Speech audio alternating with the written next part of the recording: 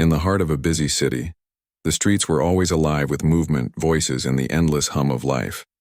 The police department, a towering building with mirrored windows, seemed like the center of order and authority. Yet inside there were whispers, hidden agendas, and biases that few outside its walls could imagine. Among the officers, a small group harbored deep prejudices, influencing decisions that should have been fair and impartial. They believed they could manipulate the system, bend the rules, and target anyone they saw as an obstacle. In this environment, a deputy attorney general, known for fairness and integrity, carried out daily duties without seeking attention or recognition. This deputy was respected by colleagues, feared by no one, and dedicated to justice. They had spent years carefully building a career on honesty, ensuring that everyone received fair treatment under the law. Little did they know, their life was about to take a sudden, dark turn. One morning, the deputy arrived at the office as usual, greeting colleagues and reviewing case files. The air felt ordinary, yet something subtle and unsettling lingered. Unbeknownst to them, the police department had begun a secret operation, fueled by biased assumptions and a desire to control. The officers behind this plot were convinced they had identified a weak link within the legal system, someone they could trap and discredit. But they had made a critical mistake. They had targeted the wrong person. The deputy's day continued with meetings, emails, and court preparations. Everything seemed routine, yet there were small anomalies. A delivery left at the office that wasn't expected, a phone call that went unanswered, and a glance from a colleague that seemed hesitant and uneasy. The deputy shrugged these off, attributing them to everyday office life, never suspecting that a carefully crafted trap was being set around them. Across the city, the officers behind the plot coordinated their actions with precision. They planted minor evidence, designed to appear suspicious if discovered, and began feeding anonymous tips to local media and lower-ranking officials. They believed that these moves would quietly tarnish the deputy's reputation without anyone noticing. Their plan relied on the assumption that the deputy was vulnerable, that a moment of misjudgment would provide the perfect opportunity for accusation. The city itself, unaware of the brewing storm, went about its routines. Commuters filled buses and subways, street vendors called out to passers-by, and children laughed as they played in small parks. Life went on, indifferent to the intricate human battles unfolding behind closed doors. Yet in subtle ways, the environment seemed to reflect the tension. The news occasionally reported on minor scandals, odd police investigations, and whispers of internal conflicts within the department.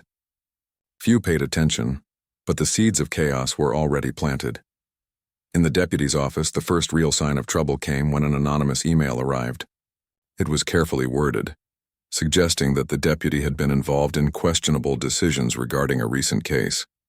The email contained no direct evidence, only insinuations meant to provoke doubt and worry.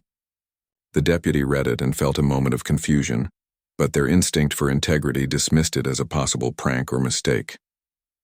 They had no reason to believe that anyone could be plotting against them. Meanwhile, the officers behind the plot celebrated small victories. They monitored the deputy's schedule, noted their interactions with colleagues, and adjusted their narrative to ensure that it looked convincing from the outside. Each tiny action was designed to create a web of suspicion, a network that could be pointed to as proof of wrongdoing.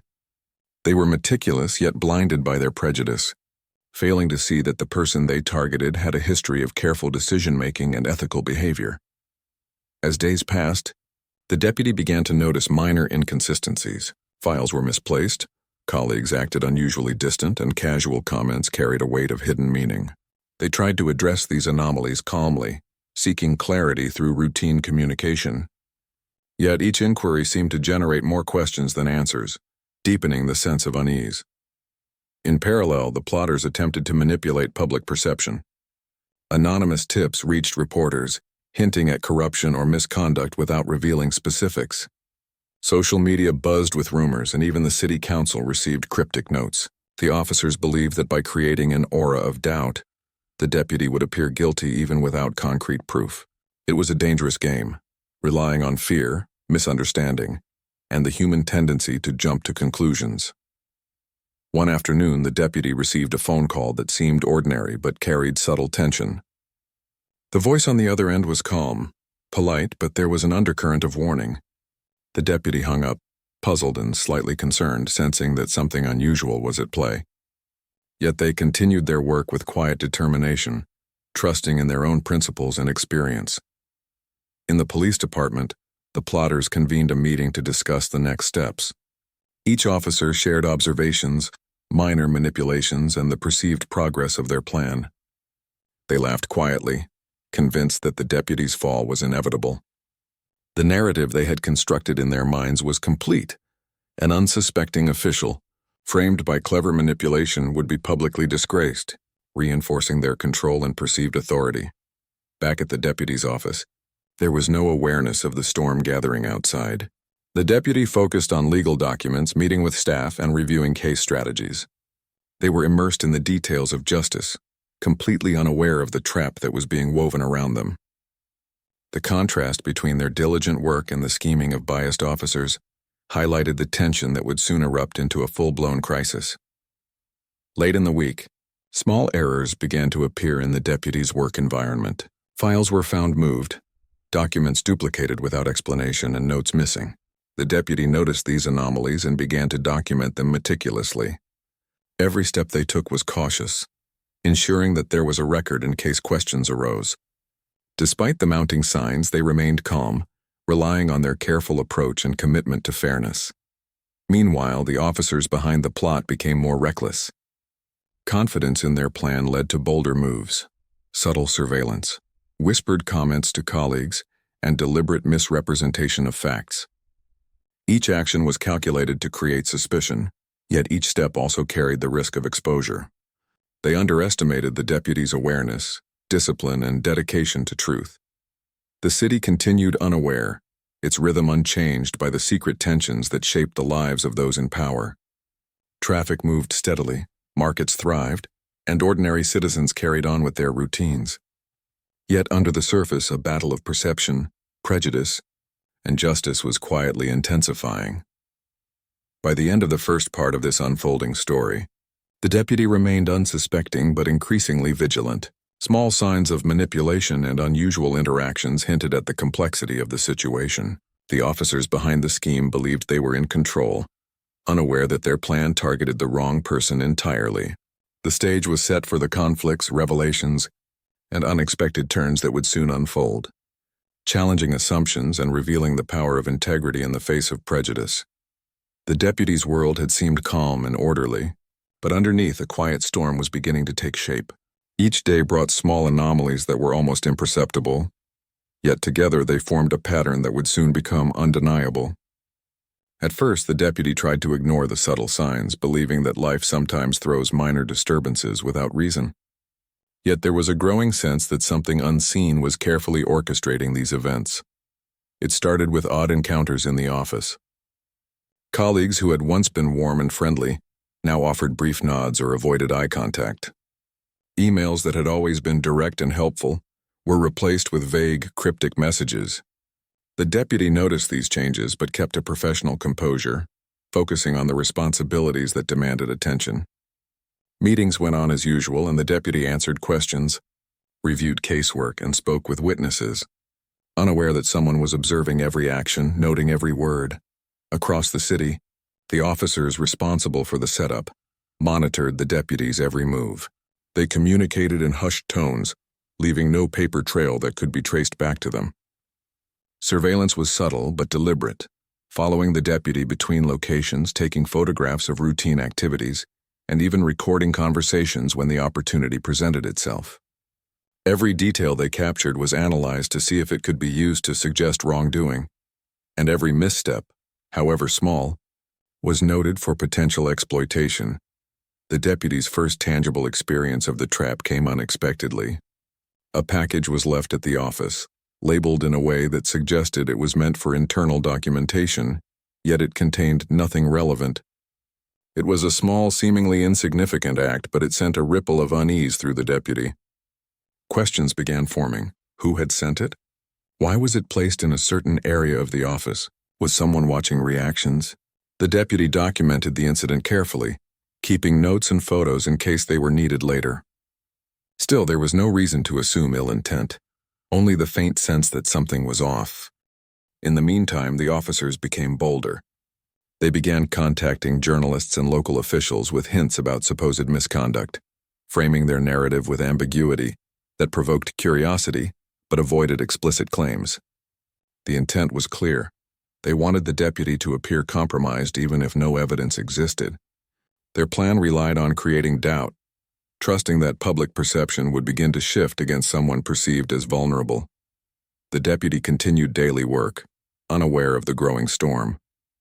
Court cases, legal consultations, and administrative duties filled the hours, but the tension was creeping into everyday life.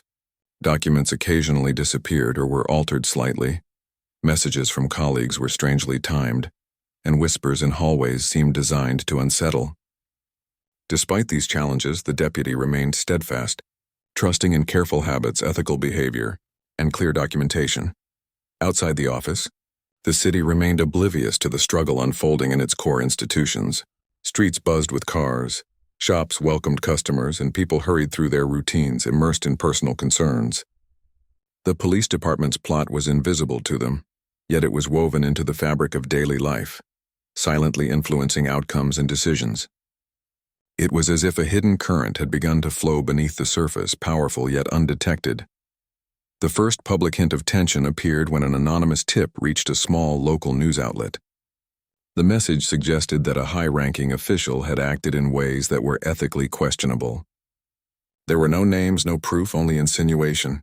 The reporter, curious but cautious, decided to investigate, checking public records and speaking to anonymous sources. At this stage, the story was minor and barely noticed, but it had the potential to grow if fueled by additional misinformation. The deputy was still unaware that they were the implied subject. As the week progressed, more subtle manipulations occurred. Calls came at odd hours, voicemail messages were left incomplete, and digital communications appeared strangely modified. Every anomaly was designed to plant doubt, to make the deputy question their own judgment, and perhaps to create the appearance of carelessness. Despite these pressures, the deputy responded with methodical attention to detail, keeping precise logs of every irregularity and maintaining a calm, professional demeanor. In the office, colleagues began to notice the deputy's increased vigilance. Some expressed concern, offering support or advice, while others kept a cautious distance, unsure whether involvement would create problems. The atmosphere was tense, filled with an unspoken awareness that something unusual was occurring. The deputy, aware of this subtle shift in social dynamics, remained focused on work, determined not to let suspicion or rumor interfere with ethical responsibilities. The officers behind the plot held frequent meetings to discuss progress. They shared observations, reviewed photographs, and adjusted their narrative to ensure it remained convincing.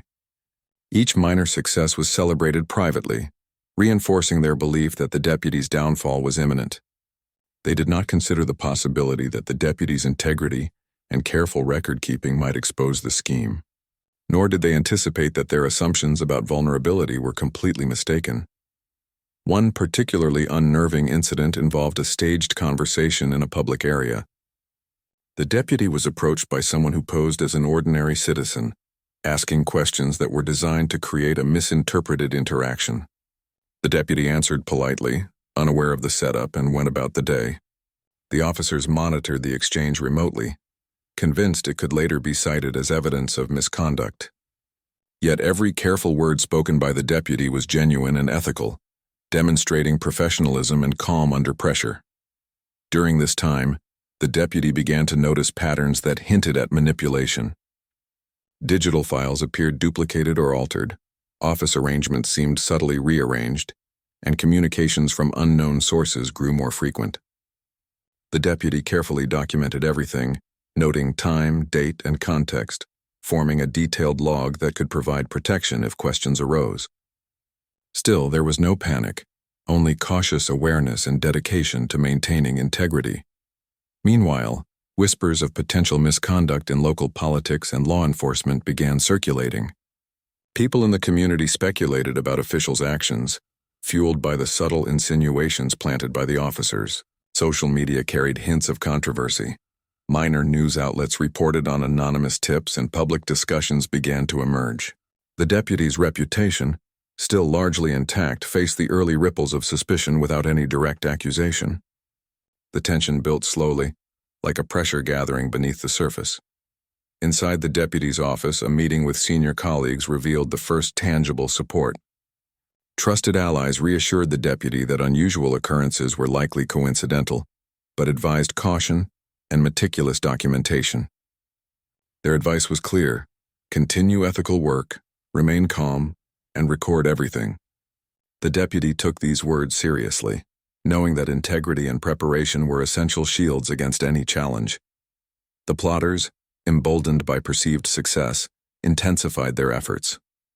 They orchestrated more complex manipulations, including misleading reports, staged interactions, and subtle miscommunication between departments.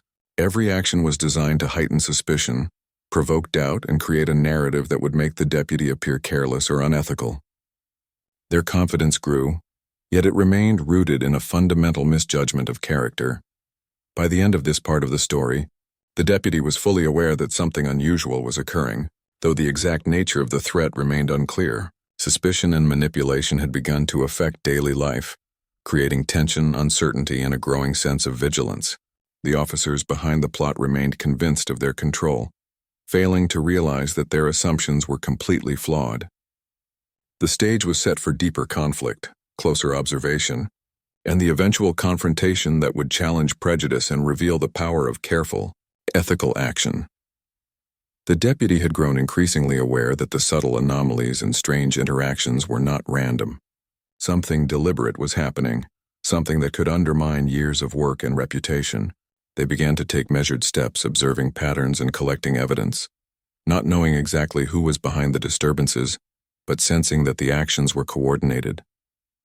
Their focus on integrity and truth became sharper, like a lens concentrating on a faint but important detail. Colleagues began to notice a difference in the deputy's approach. Calm, methodical, and deliberate, the deputy was documenting every minor irregularity, recording details in a private log that included times, dates, and contextual observations. This was not paranoia, but careful preparation. Even in casual conversations, the deputy subtly questioned anomalies, testing responses and gauging reactions. The office atmosphere, already tense, began to shift slightly as people sensed the deputy's heightened awareness.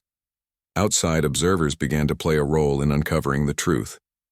A small group of investigative journalists started noticing inconsistencies in local police reports and minor incidents reported to the public. Patterns of manipulation became apparent to them as well. They saw anonymous tips that lacked concrete evidence, conflicting witness statements, and subtle distortions in official records. Curiosity drove these journalists to investigate further, following the trail of small discrepancies with careful attention to detail. Meanwhile, the officers orchestrating the setup remained confident. They believed that the deputy had no idea of the growing suspicion and that their plan would unfold without disruption. They continued to manipulate events, misplacing documents, staging conversations, and creating digital footprints that implied misconduct.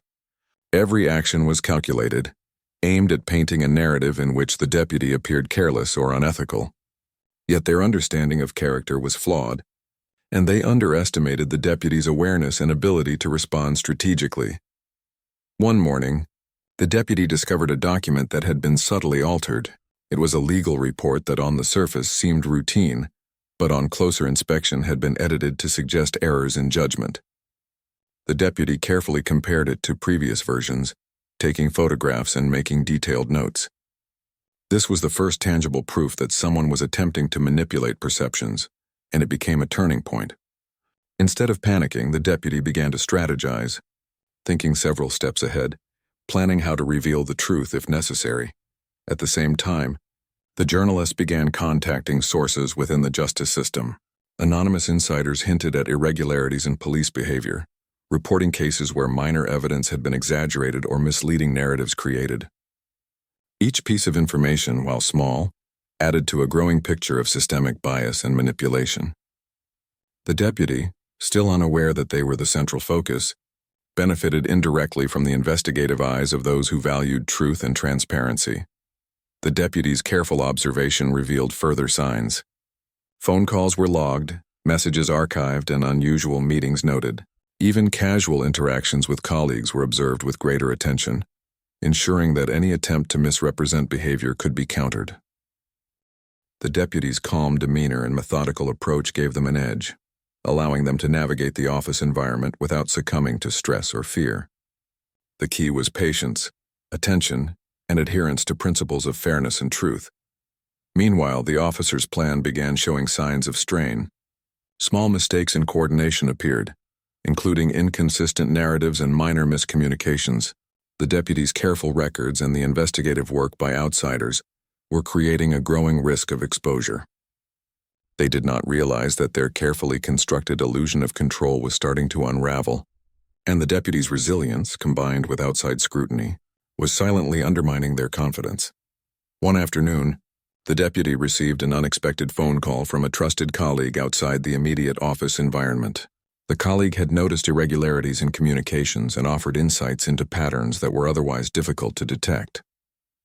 The deputy listened attentively, noting every detail and forming strategies to corroborate information. This conversation strengthened the deputy's understanding that the anomalies were not isolated incidents, but part of a broader, coordinated effort. As the investigation continued, small victories emerged for the deputy. A misplaced file was recovered and matched with previous versions, revealing subtle changes. Digital records, when cross-checked with secure backups, highlighted inconsistencies that could not be easily explained. Even interactions that had been staged or manipulated were revealed as artificial when examined carefully. These successes were quiet but significant, giving the deputy confidence that evidence of manipulation could be compiled if necessary. The investigative journalists, following their own leads, began to piece together the systemic bias influencing local police behavior. Interviews with anonymous sources revealed patterns of selective targeting, subtle prejudice, and a readiness to manipulate narratives for personal gain. Their reporting remained cautious, relying on facts, documented evidence, and verified accounts. The deputy, unknowingly benefiting from this broader investigation, found that these independent observations often mirrored what had been experienced firsthand in the office.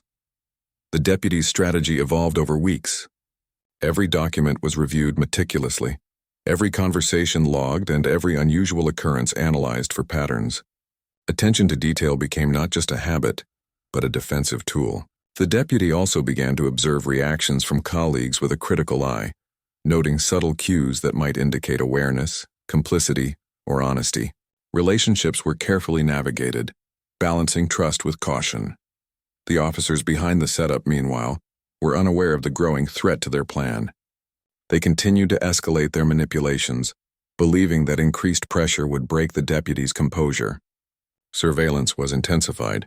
Digital interference became more frequent and social whispers grew louder.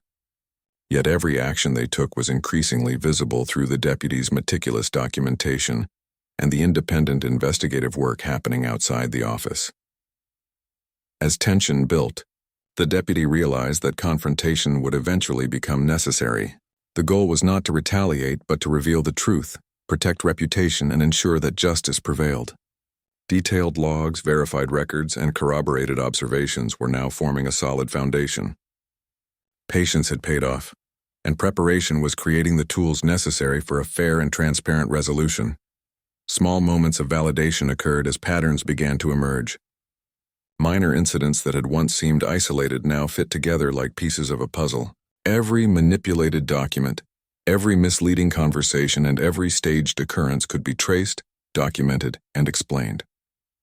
The deputy began to see the full scope of the plot, understanding both the bias driving it and the errors in judgment that would ultimately expose it.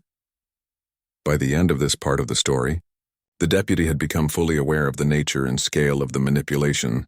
Every action, observation, and strategy was carefully aligned toward a long-term resolution that would preserve truth and integrity. The officer's confidence remained falsely high, while the deputy quietly built the evidence and awareness necessary to counter their plot. The stage was set for the confrontation, exposure, and eventual revelation that would challenge the prejudice, reveal the truth, and demonstrate the power of careful, ethical action in the face of deception. The deputy had reached a point where patience and careful observation had become second nature. Every document, every communication, and every minor anomaly had been meticulously logged. The logs, once simple notes, had grown into a comprehensive record that captured the patterns of manipulation and the subtle biases that had driven them. At this stage, the deputy understood that the situation was more serious than a series of small inconveniences. This was a deliberate attempt to misrepresent and discredit, and the deputy knew it could not continue without exposure. The officers behind the plot, confident in their scheme, remained unaware of the deputy's growing insight. They assumed that pressure and subtle manipulation would eventually force mistakes or create moments that could be spun into evidence. Yet the deputy's consistent adherence to ethical principles prevented any real opportunity for misrepresentation. Every interaction, carefully logged and observed, demonstrated professionalism and calm under pressure, creating a stark contrast to the narrative the plotters hoped to build. The breakthrough came unexpectedly. While reviewing files in the office late one evening, the deputy noticed inconsistencies that had been overlooked in previous assessments. A set of reports, when cross-referenced with secure digital backups and external sources, revealed alterations that were too precise to be accidental. Every change, every omission, and every addition pointed to intentional interference. The deputy's heart raced not with fear but with determination. Finally, tangible evidence existed, evidence that could challenge the officer's manipulation and restore truth. The deputy decided to act carefully. Direct confrontation would be unwise at this stage, as the officers could respond unpredictably. Instead, the deputy sought confirmation, verifying each observation through multiple independent sources.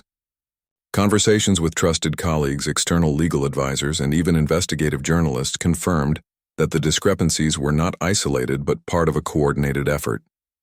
The sense of control shifted slowly from the plotters to the deputy, though publicly everything still appeared calm and ordinary. Meanwhile, the officers escalated their actions. Minor interferences became more conspicuous. Staged conversations in hallways, deliberately altered documents, and misleading reports sent to internal committees. Each move was calculated to create doubt and suspicion. They did not know that their actions were now being documented meticulously, that every photograph, every copy, and every recording would serve as evidence of their manipulation. The trap they had hoped to set for the deputy was slowly turning into a trap for themselves.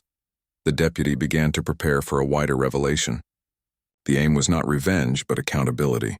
Every log, every recorded anomaly, and every independent confirmation was organized systematically. The goal was to present a coherent, undeniable narrative that would demonstrate the truth without bias or exaggeration. The deputy's approach remained calm and professional, a testament to years of experience and dedication to ethical practice. As preparations continued, the first signs of exposure appeared. A whistleblower from within the police department reached out to one of the investigative journalists. This individual, uncomfortable with the manipulation and aware of the growing risk of consequences, provided insider details. They confirmed the patterns the deputy had observed: intentional misrepresentation, selective interference, and actions driven by personal biases rather than objective judgment. The information strengthened the deputy's position, providing a broader context for the evidence already collected. The deputy then organized a series of confidential meetings with senior officials and trusted colleagues. The objective was to present the documented anomalies clearly and objectively. Each point was carefully explained, with corroborating evidence provided. The reaction from these meetings was cautiously supportive. Colleagues recognized the meticulous nature of the documentation, the ethical consistency of the deputy's actions, and the undeniable signs of manipulation. Confidence grew that, when properly revealed, the truth would prevail. While the deputy moved strategically, the officers behind the plot became increasingly erratic. The pressure to maintain the facade led to small mistakes, miscommunications, inconsistent narratives, and attempts to cover up previous actions. Each error further eroded their position. Unknowingly, they were providing additional evidence that would later confirm the deputy's meticulous records and observations. Their overconfidence and bias had blinded them to the deputy's growing awareness and systematic preparation. One critical moment arrived when a formal review of internal documents was conducted. Digital records, emails, and communications previously thought to be routine were examined with care. Every manipulation, misrepresentation, and alteration became clear. The deputy's logs matched perfectly with discrepancies identified in independent sources. The pattern was undeniable. For the first time, tangible proof existed that the manipulations were intentional, systematic, and motivated by prejudice. With mounting evidence, the deputy prepared a comprehensive presentation for a formal oversight committee. The presentation focused not on personal grievance but on facts, verified evidence, and ethical considerations. Each manipulated document was presented alongside the original, each staged interaction described with detailed observations, and every external confirmation noted. The objective was clear: to demonstrate accountability, reveal manipulation, and restore integrity to the office. When the day arrived for the formal review, the deputy presented calmly and methodically. The committee, composed of senior officials and legal experts, observed the evidence carefully. Questions were asked, clarifications provided, and each piece of evidence cross-referenced. The deputy's calm demeanor, professionalism, and meticulous preparation impressed the committee. What had begun as suspicion and subtle interference was now revealed as a coordinated attempt to manipulate, misrepresent, and discredit an honest official. The officers responsible for the manipulation were confronted privately, then formally, as evidence became undeniable. Reactions ranged from denial to surprise, but the documented proof and corroborating testimonies left little room for evasion. Internal investigations confirmed the bias-driven motives, the intentional nature of manipulations, and the reckless assumptions that had guided the plotters' actions. Accountability was established, demonstrating that deliberate prejudice and unethical behavior would not be tolerated. Public awareness followed the formal review. Media coverage highlighted the manipulation, the bias, and the deputy's steadfast commitment to integrity. The story resonated widely, not as scandal but as a demonstration of ethical perseverance. The deputy's calm, methodical approach, combined with the meticulous documentation and strategic patience, had turned a situation of potential disaster into a public affirmation of fairness and accountability. By the end of this part, the deputy's reputation was not only restored but strengthened. Integrity, patience, and careful observation had triumphed over manipulation and prejudice. The officer's actions were exposed, consequences applied, and the principles of ethical accountability reaffirmed. The unexpected victories lay in the careful accumulation of evidence, strategic patience, and reliance on truth rather than reaction, setting the stage for the final resolution and the ultimate unexpected ending that would leave lasting impact on the city, the community, and the justice system itself. With the formal review concluded and the manipulations exposed, the deputy finally felt a sense of relief, though not complete satisfaction. The battle had been long, stressful, and unpredictable, yet every careful observation, recorded detail, and calm response had led to justice. Still, the story was not over. An unexpected turn awaited, a final twist that would challenge assumptions and leave a lasting impression on the city and everyone involved. After the formal findings, the officers responsible for the scheme faced internal and legal consequences. Some were reprimanded, others reassigned, and a few faced serious disciplinary action for deliberate misconduct. Their careers, carefully built over years, were suddenly overshadowed by bias-driven decisions and unethical practices. Yet amid the fallout, one officer stepped forward with unexpected information. Driven by conscience or a desire to mitigate personal consequences, this individual revealed additional manipulations and irregularities within the department that had previously gone unnoticed. The deputy, now in a position of strength, listened carefully. The new revelations were surprising, highlighting deeper issues and systemic problems that extended beyond the initial scheme. Yet the deputy remained calm, taking in each detail with professional attention, documenting everything, and planning the next steps carefully. This approach would ensure that the information was used constructively, not for vengeance but to improve transparency and accountability. At the same time, the city began reacting. Local media picked up the extended story, emphasizing the unexpected courage of the deputy and the ethical failures of certain officers. Public discussion shifted from rumor and speculation to understanding the importance of integrity, diligence, and careful oversight. Community members expressed relief, admiration, and renewed confidence in the systems designed to protect fairness and justice. The deputy, now recognized not only for competence but for resilience, began taking steps to implement change. Recommendations were submitted to reform departmental practices, enhance oversight, and ensure that bias and manipulation could not easily recur. Training programs, ethical guidelines, and transparent review processes were proposed and received support from senior leadership. The deputy's role expanded beyond immediate duties to include advocacy for systemic improvement, ensuring that lessons from the ordeal would benefit the community long-term. The officers who had orchestrated the original plot now faced the consequences in a new light. Investigations revealed more than just the initial setup. Patterns of favoritism, selective enforcement, and prejudiced behavior were uncovered. Legal proceedings and administrative hearings were conducted carefully, ensuring fairness but leaving no doubt about accountability. For many observers, the story highlighted the importance of vigilance, ethical decision-making, and the courage to uphold truth in the face of manipulation. Unexpectedly, some of the individuals involved in the initial plot became sources for constructive change. Their disclosures, though coming after wrongdoing, provided insights into weaknesses within the system. Policies were adapted, oversight mechanisms strengthened, and a culture of transparency encouraged. The city, once unaware of the internal biases and manipulations, now had a clearer view of systemic challenges and ways to address them. Throughout the process, the deputy remained a figure of calm and determination. There was no public grandstanding or self-promotion, only a quiet focus on what needed to be done to restore trust and integrity. Relationships with colleagues were strengthened through collaboration, transparency, and mutual respect. The deputy's actions demonstrated that even in complex, biased systems, patience, careful observation, and ethical action could lead to meaningful outcomes. The unexpected ending was not a dramatic showdown or sudden revelation. Instead, it was the slow, methodical exposure of truth, combined with constructive reform and accountability. The city learned valuable lessons about prejudice, manipulation, and the importance of principled leadership. The deputy's reputation, far from being tarnished, became a symbol of integrity, resilience, and ethical diligence. Community responses highlighted the human aspect of the story.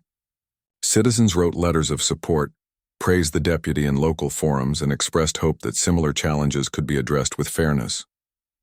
The story was shared widely, not as gossip but as an inspiring example of careful, thoughtful action in the face of wrongdoing. The deputy's work inspired others in the legal and administrative systems to prioritize transparency, careful documentation, and ethical behavior. In the weeks and months that followed, follow-up investigations confirmed the effectiveness of the deputy's approach. Systems were updated, training programs implemented, and oversight mechanisms strengthened. The officers who had engaged in unethical actions were held accountable, and their missteps served as lessons for others. The city, once susceptible to subtle manipulation, became more resilient, aware, and committed to fairness. The final chapter of this story emphasized the unexpected nature of justice. It was not immediate, dramatic, or sensational. It was the result of careful attention, ethical action, collaboration, and perseverance. The deputy's approach, guided by integrity, patience, and strategic observation, transformed a potentially damaging situation into a lasting positive outcome. The officers who had attempted to manipulate the system were exposed, held accountable, and inadvertently contributed to constructive change through their mistakes and disclosures. Ultimately, the city, the community, and the justice system benefited from the experience. Bias was challenged, accountability reinforced, and trust restored. The deputy's actions provided a model for ethical behavior, demonstrating that even against deliberate manipulation, careful, principled action could prevail. The unexpected ending was not a single shocking moment, but a culmination of patience, observation, ethical strength, and systemic improvement. The story closed on a note of hope, illustrating that truth, integrity, and careful human judgment could overcome prejudice, deception, and manipulation, leaving a lasting positive impact on all who were involved.